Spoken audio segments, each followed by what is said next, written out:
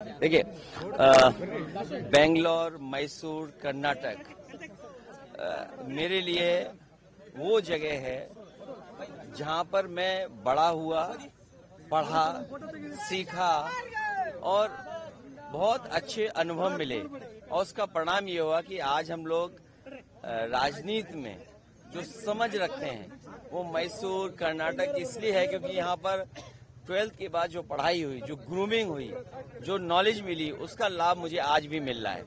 क्योंकि ये स्टार्टअप का हब है बेंगलोर। एक जमाना था कि हमारे साथ जितने भी बच्चे पढ़ते थे वो सॉफ्टवेयर इंजीनियर, बाहर जाने का सिलसिला, भारत से बाहर जाना, या उस समय ग्रो हो रहा था ये सेक्टर। तो आज जब हम लोग यहाँ आए हैं, हालांकि कल हम और आप सब लोग मिलेंगे भी, स्टार्टअप को लेकर के विजन इंडिया,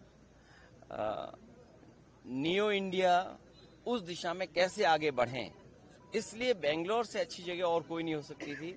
इसलिए शुरुआत की है बेंगलोर में, और कल जब यूपी में सरकार बने तो उस दिशा में हम लोग काम करें। उम्मीद है सर कल सरकार बनेगी, क्योंकि बिहार के इलेक्शन के बाद नहीं, हम रीजनल पार्टीज के जो उम्मीद है वो हार चुकी है शायद। नहीं, देखिए, आरजेडी आपके दोस्त पार्टी है, संगीत साथ में कांग्रेस है, आप सारे अलायंस है। बिहार के इलेक्शन आपको कहीं लगता है कि रीजनल पार्टीज के बड़ा ठोस है? देखिए, चुनाव हार जीत और उसे सीख मिलती है।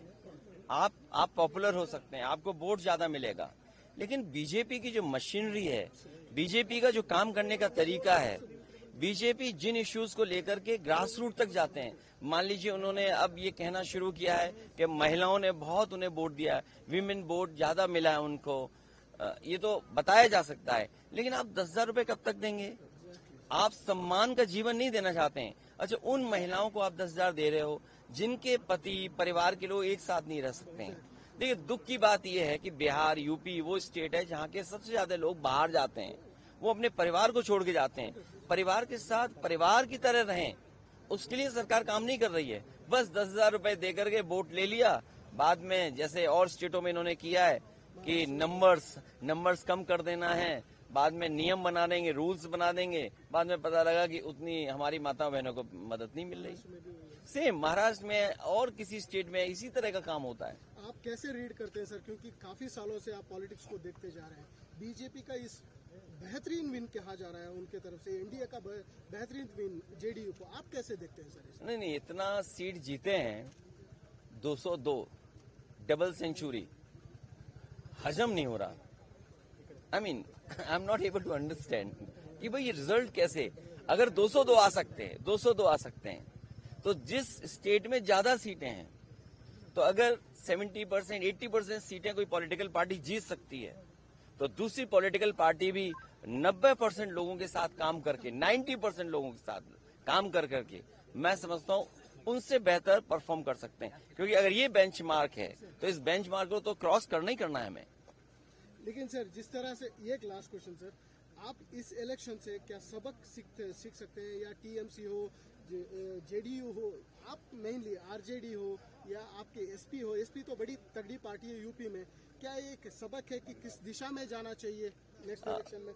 यूपी में हम लोगों ने हार से ही सीखा है, और हार से ही सीखने का मौका मिलता है।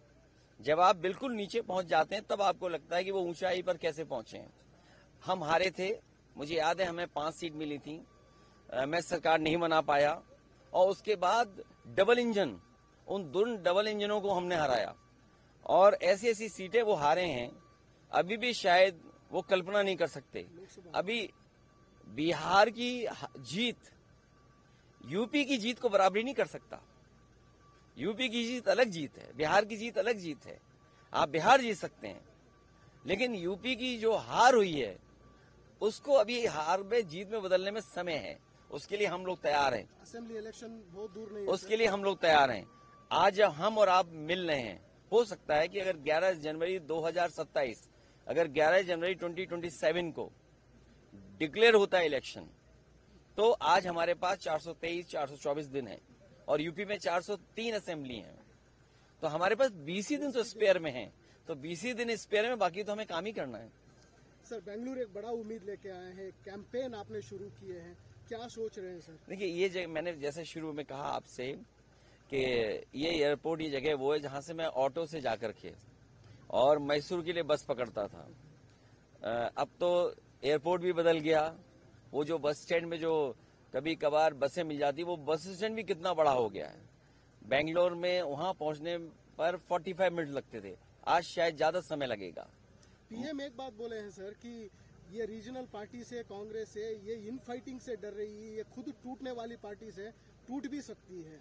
आप क्या कहेंगे सर इसके लिए? उसमें इतना ही कहना है कि वो हमारे यूपी में एक मुख्यमंत्री हैं, 2 मुख्यमंत्री वो हैं जो हटाना चाहते हैं मुख्यमंत्री को। दिल्ली में 1 में 2 में लड़ाई है, 2 1 बनना चाहते हैं। इसीलिए आपने देखा होगा बहुत सारे ऐसे सवाल खड़े होते हैं जिनका जवाब सरकार को ही देना है और वो विपक्ष से पूछते हैं। घुसपैठिए आ गए, 11 साल से सरकार किसकी है? घुसपैठिए आए तो उन्हीं की सरकार में आए होंगे, तो कम से कम उन्हें ये बताना चाहिए कि 2014 से पहले कितने घुसपैठिए आए और 2014 के बाद आज तक कितने घुसपैठिए आए। अगर उनके पास संख्या नहीं है, इसका मतलब ये है कि वो आपस में एक दूसरे को नीचा दिखाना चाहते हैं। Thank you so much.